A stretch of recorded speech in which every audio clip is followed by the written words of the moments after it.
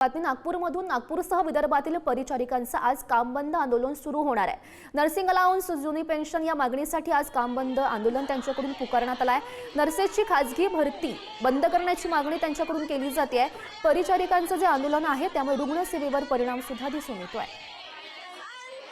तर आपण बघू शकतो हे आंदोलन सध्या सुरू आहे। परिचारिकांच्या आंदोलनामुळे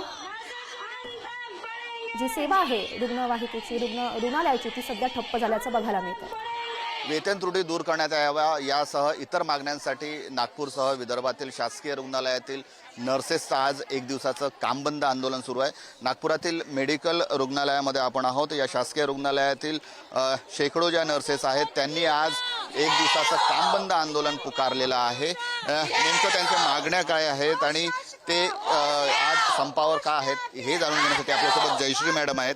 काय सांगाल, नेमकी मुळात मागणी काय आहे तुमची, ज्यामुळे आज तुम्ही आज एक दिवसाचं कामबंद आणि संप पुकारलेला आहे? आमची सगळ्यात पहिली मागणी आहे खासगीकरण बंद करायची, दुसरी मागणी आहे वेतन त्रुटी निवारण करण्याची, तिसरी मागणी आमची आर्थिक आहे, ज्यामध्ये आमचं नर्सिंग अलाउन्स येतो, जोखीम भत्ता म्हणतात ज्याला, जो केंद्र शासनामध्ये 9,000 मिळतो, आम्हाला काहीच मिळत नाही। त्यानंतर आमचा गणवेश भत्ता, धुलाई भत्ता जो आहे तो 260 रुपये आहे, आम्हाला तो वाढून मिळावा, कारण 7व्या वेतन आयोगमध्ये त्याचे 5व्या वेतनपासून तो सेम आहे।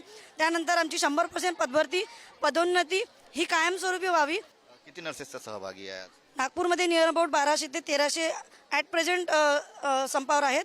महाराष्ट्र ॲक्च्युली हा आमचा संप राज्यव्यापी असल्यामुळे राज्यभरामध्ये DHS आणि DMARची संख्या आमची नागपुरातील आरोग्य यंत्रणेवर काही परिणाम पडू शकते, तर ते त्याच्यासाठी शासन जबाबदार आहे। कारण आम्ही महिनाभरापूर्वी त्यांना इंटिमेशन देऊन त्यांना लेटर दिलेलं आहे की आमच्याशी सकारात्मक त्यांनी चर्चा करावी, त्यांनी आम्हाला लिखित स्वरूपात काहीतरी सकारात्मक द्यावं, तर आम्ही संप मागे घेऊ ना। पण त्यांनी महिनाभरामध्ये आमच्या लेटरचा काहीच विचार केलेला नाही। आजही आमचे राज्य पदाधिकारी मुंबई येथे आझाद मैदान येथे बसलेले आहेत, ते वाट बघताय। उदय सामंत सर त्या दिवशी येऊन गेले, परंतु अजूनही चर्चेला बोलवण्यात आलं नाही। जर आज बैठक लागली, त्यामध्ये जर सकारात्मक काही आलं तर आम्ही निश्चित मागे घेऊ, पण जर नाही आलं तर उद्यापासून आमचा बेमुदत संप कायम राहील। कॅमेरामन मंगेश हस्तकसह जितेंद्र शिंगाडे, पुढारी न्यूज, नागपूर।